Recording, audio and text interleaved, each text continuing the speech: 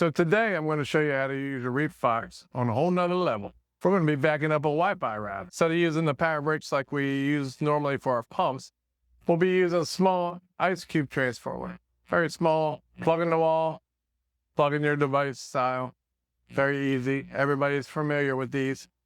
So we'll start by plugging the transformer into the wall and then taking our input and placing it into the input of the ReefBoxx.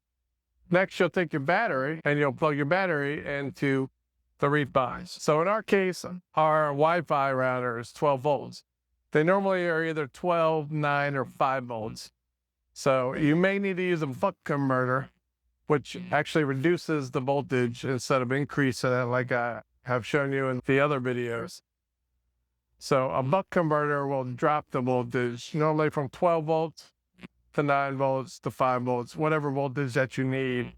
So in our case, we will not need the buck converter. In our case, we are just coming straight out of the 12-volt battery because our Wi-Fi router is 12 volts into the battery connector. And then from there, we just need to go from the output of the ReefBoxx to the input of the Wi-Fi router. And that's it.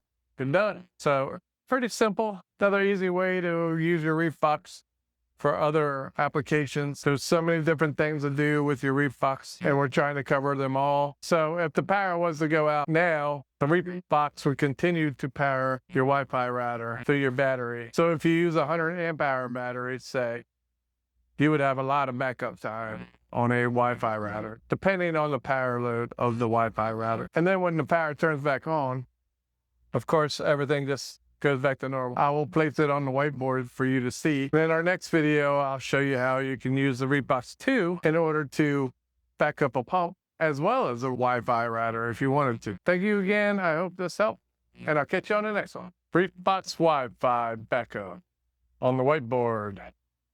Pretty simple setup. Just make sure that you match your boost or your buck converter to the router input voltage.